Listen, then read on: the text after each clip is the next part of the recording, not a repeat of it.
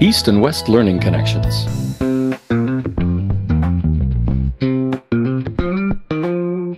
And I can say that how I use AI now is to refine, to maybe give me a different way of wording something, not necessarily in my creative writing, but in my like emails. Um, but what I have done is I'm working on a new show right now that has five storylines. Um, and what I've done is I did a quick synopsis of each storyline and I fed it into ChatGPT. And I said, make this storyline better.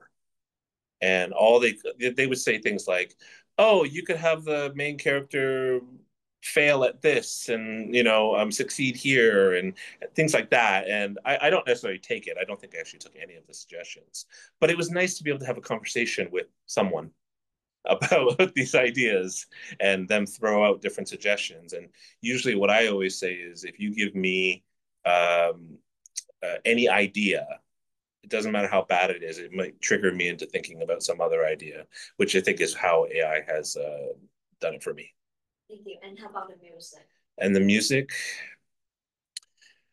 I'm working on a commercial right now for a famous singer, which I can't name. And uh, the ad agency put into AI, give me a song that sounds like this in this style from this era. And it did a really good job. I was really impressed and scared because it was too good for now. Imagine what it'll be in 10 years, right? So I want to say no, but I have a feeling at some point it's going to be so good.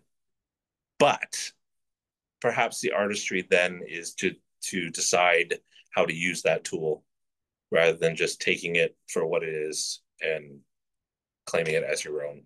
AI is a really, really hard question with, all the arts because the AI didn't really make it up. They stole it from, I use the word stole because that's what they're doing, is stealing it from other artists and other creators and then mashing it together. And it is scary how good it can be. I mean, a lot of the visual stuff still has that uncanny valley.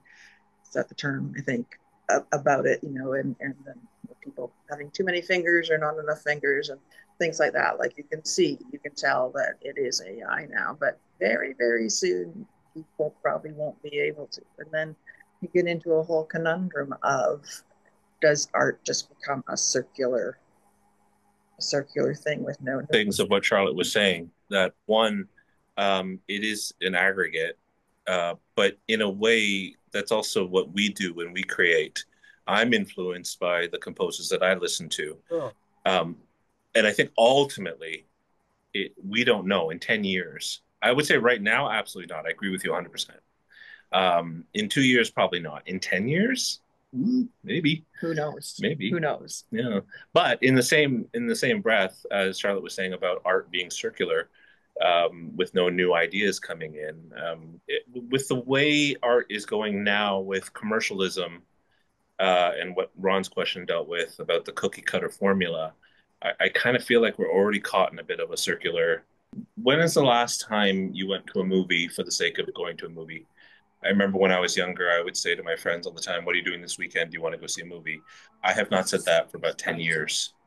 Uh, and then so smaller movies can't be made anymore because of that. So now we only have Mission Impossible, Jurassic Park, Marvel, superhero movies, and uh, so that's what we have in the movie theaters. And then on things like Netflix, they have all the metrics of what you're doing because they have access to your camera, at least motion sensor, to say, oh, they're watching, or they're doing the dishes while they're watching this Netflix show. So what Netflix is doing now is they're telling all of their writers, tell the audience what you're doing, but then go do it. So if you're watching a Netflix show and someone says, "Fine, I'm going to go to the kitchen," and then they'll go to the kitchen. It's so that when you're doing the dishes and you're not watching, you know now that the scene is in the kitchen. So that has changed the way art is created. And so you have the superhero blockbuster movie idea. You have this happening on digital streaming mediums. Uh, they know what people are watching, what people aren't watching, what they get tired of, what they turn off. So where does that leave true art and creation for the future in conjunction with AI?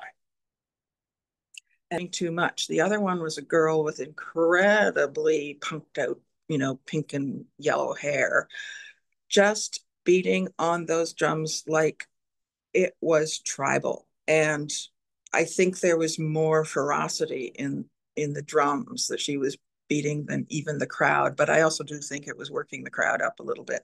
And AI is not going to give you that. No, but I think the problem is people aren't going to give that a chance. So the theater audiences are smaller, movie audiences are smaller, all kind of art form audiences are smaller, except for concerts. That has been consistent. So we all want to interact with people. We knew from COVID, we needed to spend time. But then now that COVID's over, we've kind of all reverted back to going home and spending a nice night at home, perhaps watching this on Zoom.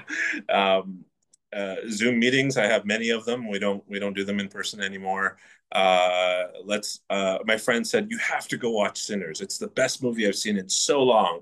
And my first instinct was, when is it coming to Netflix or streaming so that I don't have to go out to watch it? And I'm a creator and I'm the one saying that I don't want to go out. So yeah, I agree with you, Charlotte, that you cannot replace that. You can't replicate that live feeling, but we're losing the audiences. Yeah. And make no mistake, COVID just really threw everybody for a loop. Yeah, derailed. I mean, I know myself, I didn't want to go out. And then for a couple of years after COVID, I didn't want to go out.